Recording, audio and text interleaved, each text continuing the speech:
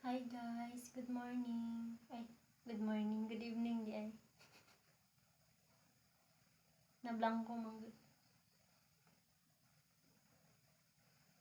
Good evening.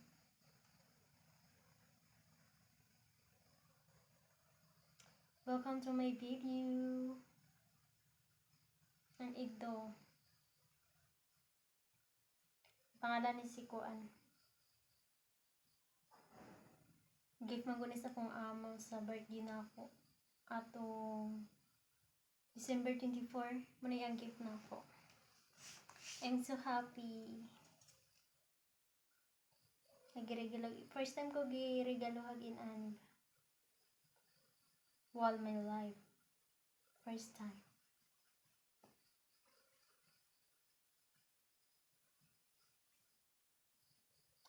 And then, may istorya din ko ninyo guys. Lisura kung wala ka sa imong pamilya, no? My God. Lisod kayo na wala kay kakampi, wala kay maistoryahan, di ba? Lisod jud kayo.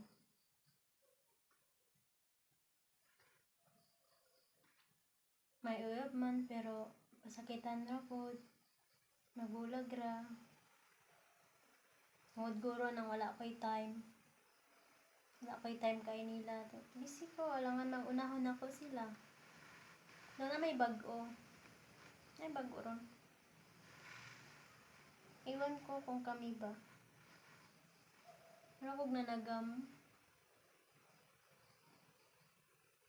O kabalo kung kami ba. So, mas palabihon ako ang pangandoy kaysa iyaha. Siyempre, alangan mas imo siyang palabihon. Tapos, ikaw nagkalisod na ka. Tapos, mukuan pa ka niya. Diba? Masunod pa sa mga gusto. Gusto magsama, dili pwede.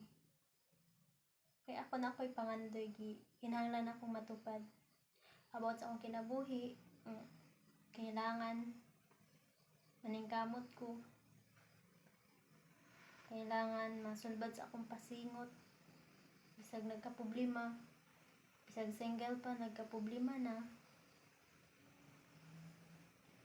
Lima na, inanaarmang ko ng life good.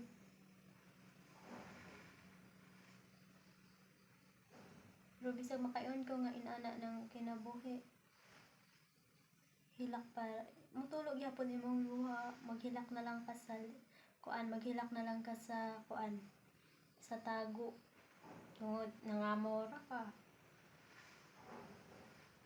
Na kay pamilya, layo ra nimo. Na kay igsuon, distansya ra pud nimo. Diba? Tungod sila kapit lang.